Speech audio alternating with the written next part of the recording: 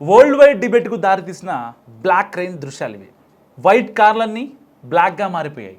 తెల్లని బిల్డింగ్లు, అపార్ట్మెంట్లన్నీ నలుపు రంగులో కనిపిస్తున్నాయి. రోడ్లపై నల్లని నీరు ప్రవహిస్తుంది. మాస్కోలో ఎటువైపు చూసినా ఇవే సీన్లు దర్శనమిస్తున్నాయి. రష్యా రాజధాని మాస్కోతో పాటు ఆ పరిసర ప్రాంతాల్లోని క్రూడ్ ఆయిల్ రిఫైనరీలు, కీలక మౌలిక సదుపాయాలు, ఇతర ప్రాంతాలను టార్గెట్ చేసి ఉక్రెయిన్ భారీ ఎత్తున డ్రోన్ దాడులు నిర్వహించిన కొద్ది గంటల్లోనే ఈ విచిత్ర పరిస్థితులు చోటు చేసుకున్నాయి. వందల సంఖ్యలో డ్రోన్లు ఒకేసారి దాడి చేయడంతో ఆకాశమంతా నల్లటి పొగతో కప్పుకుపోయింది.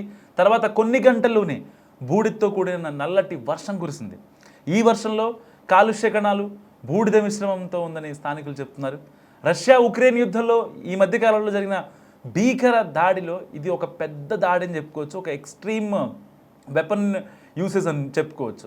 సో మాస్కోపై వందల డ్రోన్లతో విరుచుకుపడింది.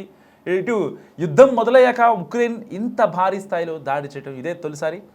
కెమ్లిన్కు కేవలం 15 కిలోమీటర్ల దూరంలోని మాస్కో ఆయిల్ రిఫైనరీ కంపెనీని దెబ్బతీసింది. అది మంటల్లో చిక్కుపోవడంతో మాస్కో వ్యాప్తంగా దట్టమైన పొగలు కమ్ముకున్నాయి. ఈ దెబ్బతో మాస్కోలోని 4 ఎయిర్పోర్ట్లు తాత్కాలికంగా మూతపడ్డాయి. 500కు పైగా విమాన సర్వీసులు రద్దయ్యాయి. డ్రోన్ శకలాలతో మాస్కోలో చాలా భవనాలు దెబ్బతిన్నాయి. పదుల సంఖ్యలో జనం గాయపడ్డారు. అయితే మొత్తంగా 550కి పైగా డ్రోన్లను తమ ఎయిర్ డిఫెన్స్ సిస్టమ్ తిప్పికొట్టాయని రష్యా రక్షణ శాఖ తెలిపింది. కజన్ సిటీలో ఏషియన్ నేషనల్ సమ్మిట్ జరగడానికి కొన్ని గంటల ముందు ఈ దాడి జరగడం కలకలం రేపింది. పుతిన్ని చర్చలకు రప్పించే ప్రయత్నాల్లో భాగంగా మాస్కోపై దాడులు చేశామని ఉక్రెయిన్ ప్రెసిడెంట్ జెలెన్స్కీ తెలిపారు.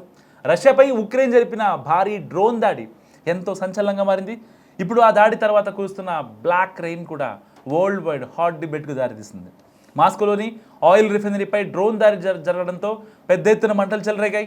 ఆకాశమంతా దట్టమైన నల్లటి పొగ ఆవరించింది.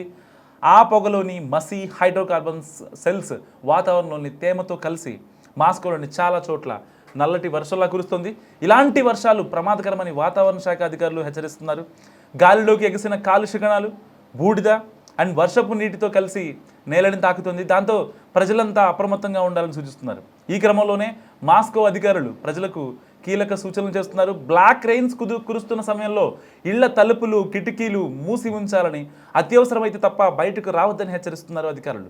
ముఖ్యంగా చిన్నారులు, వృద్ధులు, ఆస్తమాతో పాటు ఇతర శ్వాసకోశ సమస్యలు ఉన్నవారు బ్లాక్ రెయిన్ ప్రభావిత ప్రాంతాలను విడిచి వెళ్ళిపోవాలని సూచిస్తున్నారు. ఇప్పటికే మాస్కోలో నల్లటి వర్షం కారణంగా ప్రజలు అనేక ఆరోగ్య సమస్యలను ఎదుర్కొన్నట్టు కూడా రిపోర్ట్స్ వస్తున్నాయి. సో బ్లాక్ రెయిన్ కారణంగా మాస్కో వాసుల్లో తలనొప్పి, ఈ యొక్క బ్రీతింగ్ ఇష్యూస్ కావచ్చు, ఇవన్నీ వస్తున్నాయి. వాహనాలు, రోడ్లపై కలుషిత జలాలు పేరుకుపోతున్నాయి. నల్లటి వర్షంలో కార్బన్ కణాలు, సల్ఫర్ కాంపౌండ్స్, పాక్షికంగా కాలిన ఇంధన అవశేషాలు ఉంటాయి. సో గాల్లో ఉండే ఈ సూక్ష్మ కణాలను పీల్చడం వల్ల ఆస్తమా, బ్రోన్కైటిస్ ఉన్నవారికి శ్వాస తీసుకోవడం చాలా కష్టమవుతుంది. ఈ ఆయిల్ మిశ్రపు వర్షపు జల్లులు ఒంటిపై, కళ్ళల్లో పడితే మంటలు, అలర్జీలు, స్కిన్ ర్యాషెస్ వచ్చే ప్రమాదం ఉంది. సో పైగా వాహనాలు, ఇళ్ళు, రోడ్లపై నల్లటి జిడ్డు పొరలా ఇది పెరిగిపోతుంది. సో లోకల్ వాటర్ రిజర్వాయర్లు, మట్టిలోకి ఈ కెమికల్స్ చేరడం వల్ల తాగునీరు, పర్యావరణం కూడా కలుషితమవుతున్నాయి. అండ్ రష్యాపై ఉక్రెయిన్ జరిపిన భారీ డ్రోన్ దాడి ఇప్పుడు ప్రపంచవ్యాప్తంగా ఎంతో సంచలనంగా మారింది.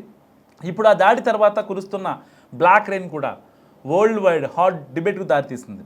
మాస్కోలోని ఆయిల్ రిఫైనరీపై డ్రోన్ దాడి జరగడంతో పెద్ద ఎత్తున మంటలు చెలరేగాయి. ఆకాశమంతా దట్టమైన నల్లటి పొగ ఆవరించింది. ఈ పొగలోని మసి హైడ్రోకార్బన్ కణాలు వాతావరణంలోని తేమతో కలిసి మాస్కోలోని చాలా చోట్ల నల్లటి వర్షంలా కురుస్తోంది. ఇలాంటి వర్షాలు ప్రమాదకరమని వాతావరణ శాఖ అధికారులు హెచ్చరిస్తున్నారు. గాలిలోకి ఎగిసిన కాలుష్య కణాలు, బూడిద వర్షపు నీటితో కలిసి నేలను తాకుతోంది.